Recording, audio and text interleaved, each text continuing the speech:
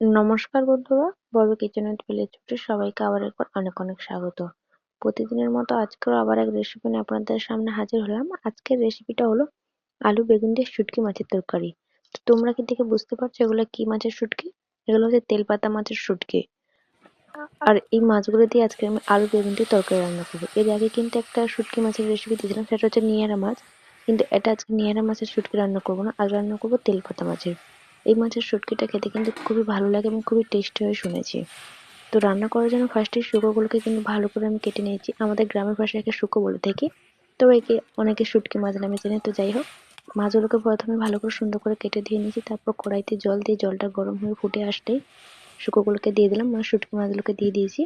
শুটকি মাছগুলোকে কিছুক্ষণ ফুটিয়ে নেড়ে চেড়ে নিলে এর গায়ে যে নোংরাটা থাকে এবং এই যে অতিরিক্ত গন্ধটা সেটা চলে যায়। খুব একটা গন্ধ থাকে না যখন রান্না করে খাওয়া হয়, না হালকা গন্ধ থাকে।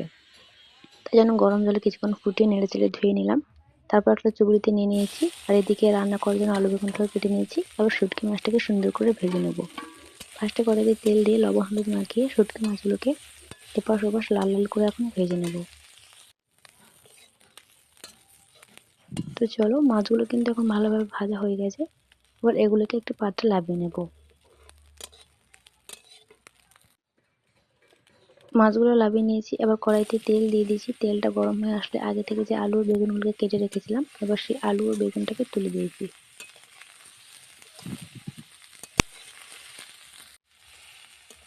তো চলো, এখন হলুদ ও লবণ দিয়ে আলু বেগুনটাকে কিছুক্ষণ কষে নেব।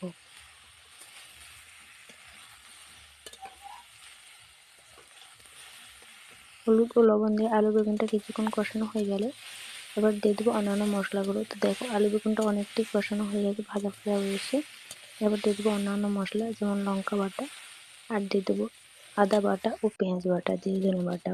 তোমরা চাইলে এখানে রসুন বাটা দিতে পারো, আমি এখানে রসুন বাটা দিলাম না, কিন্তু তোমরা চাইলে দিতে পারো। আর হ্যাঁ, শুকনো মাছ যেহেতু, তাই একটু লঙ্কা বেশি দিলে বা ঝালটা বেশি দিলে খেতে বেশ ভালো লাগে। তবে যারা কম ঝাল খায় তারা কিন্তু অবশ্যই কম ঝাল দিয়ে খায়। তবে শুটকি মাছ বা নোনা মাছ একটু বেশি ঝাল দিলে খেতে কিন্তু বেশ আরো বেশি টেস্টি হয়।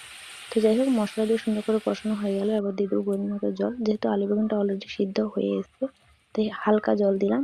আর দিয়ে শুকনো মাছগুলোকে উপর থেকে ছড়িয়ে দিলাম, দিয়ে আবার ঢাকনা দিয়ে জোরে জ্বালন দিয়ে যেইটুকুনি জল দিয়েছি সেটা ভালো করে শুকনো করে নেবো। তো দেখো, তরকারিটা কিন্তু এখন হয়ে এসছে, এটাকে একটি পাত্রে লাগিয়ে নেবো। তো চলো, ফাইনালি রেডি হয়ে গেল আলু বেগুন দিয়ে তেলপাতা মাছের শুটকির তরকারি, যেটা সত্যি কথা বলতে গরম গরম ভাত সাথে খেতে কিন্তু অসাধারণ হয়েছিল। তোমরা এভাবে বাড়িতে একবার বানিয়ে দেখতে পারো, আশা করি তোমাদেরও খুব ভালো লাগবে।